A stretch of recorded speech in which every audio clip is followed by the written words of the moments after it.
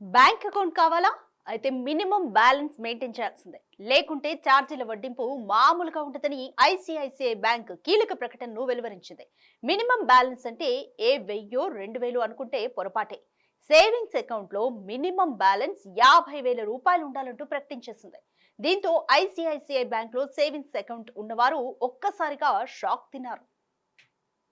ఇకపోతే ప్రాంతాలను బట్టి మినిమం బ్యాలెన్స్ విలువను మారుస్తూ వచ్చింది. ఐసిఐసిఐ బ్యాంక్ తాజాగా తీసుకున్న నిర్ణయంపై విమర్శలు వెల్లువెత్తుతున్నాయి. సోషల్ మీడియా వేదికగా జనాలు ఈ నిర్ణయాన్ని తీవ్రంగా ఖండిస్తున్నారు. ఈ విషయంలో రిజర్వ్ బ్యాంక్ ఆఫ్ ఇండియా తక్షణమే జోక్యం చేసుకోవాలని అభ్యర్థిస్తున్నారు. ఐసిఐసిఐ బ్యాంక్ అధికారిక ప్రకటన ప్రకారం మెట్రో నగరాలు, అర్బన్ ప్రాంతాల్లోని సేవింగ్స్ అకౌంట్ హోల్డర్స్ తమ అకౌంట్లో నెలకు సగటున 50,000 ఖచ్చితంగా ఉండేలా చూడాలని తెలిపింది.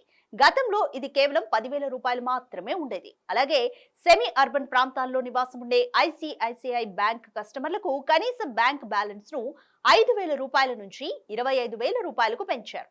గ్రామీణ ప్రాంతాల్లోని ఐసిఐసిఐ బ్యాంక్ కస్టమర్ల నెలవారీ మినిమం బ్యాంక్ బ్యాలెన్స్ 5,000 రూపాయల నుంచి 10,000 రూపాయలకు పెంచారు. ఆగస్టు 1 తర్వాత నుంచి చాలా బ్యాంకులు తమ ట్రాన్సాక్షన్లు, పేమెంట్ వ్యవహారాల్లో కొత్త మార్పులు తీసుకొచ్చిన తరుణంలో ఐసిఐసిఐ బ్యాంక్ కూడా ఈ కొత్త రూల్స్ ను ప్రకటించింది. ఐసిఐసిఐ బ్యాంక్ తెలిపిన దానికంటే తక్కువ బ్యాలెన్స్ ఉంటే కస్టమర్లు పెనాల్టీ చెల్లించాల్సి ఉంటుందని హెచ్చరించింది. తాజాగా ఈ బ్యాంక్ తీసుకున్న నిర్ణయంపై విమర్శలు వెల్లువెత్తుతున్నాయి. సామాన్యుడు బ్యాంక్ అకౌంట్ ఓపెన్ చేయకూడదా అన్న ప్రశ్నలు వెల్లువెత్తుతున్నాయి. ధనికులు, సుసంపన్నులు మాత్రమే ఈ బ్యాంకులో అకౌంట్ ఓపెన్ చేయాలా అంటూ విమర్శిస్తున్నారు. ఈ కొత్త రూల్స్ సామాన్యుడికి భారంగా మారిందంటున్నారు. ఇప్పటికే సేవింగ్స్ అకౌంట్ ఉండి లోన్స్ తీసుకున్న వారు అది తీరిపోయే వరకు అందులో మినిమం బ్యాలెన్స్ 50,000 మెయింటైన్ చేయాల్సి వస్తుందని ఆందోళనకు గురవుతున్నారు. ఈ కొత్త విధానం సామాన్య, మధ్యతరగతి ప్రజలను అడ్డంగా దోచుకోవడమే అని మండిపడుతున్నారు. ఇలాంటి అనాలోచిత నిర్ణయాలతో పేద, వెనుకబడిన తరగతుల వారు బ్యాంకింగ్ సేవలకు దూరం అవుతారని కొందరు ఆందోళన వ్యక్తం చేస్తున్నారు.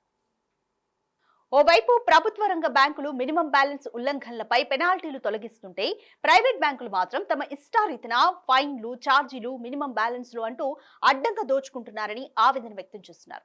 ప్రైవేటీకరణ అంటే బహుశా ఇదేనేమో అని పలువురు అభిప్రాయపడుతున్నారు కూడా. సేవింగ్సే 50,000 రూపాయలు లేని వారు 50,000 రూపాయలు మినిమం బ్యాలెన్స్ నుంచి అకౌంట్ ని ఎలా కొనసాగిస్తారని నిలదీస్తున్నారు. ఐసిఐసిఐ బ్యాంకులో పేదవాడు అకౌంట్ ఓపెన్ చేయకూడదా అని ప్రశ్నిస్తున్నారు. ఈ నిర్ణయంపై మరోసారి చర్చించి మినిమం బ్యాలెన్స్ ను తగ్గించేలా చర్యలు తీసుకోవాలని కోరుతున్నారు. లేకపోతే తీవ్ర నష్టాలు చవిచూడాల్సి వస్తుంది. వ్యతిరేక పరిస్థితులు ఎదుర్కోవాల్సి ఉంటుందంటూ హెచ్చరిస్తున్నారు బిజినెస్ నిపుణులు.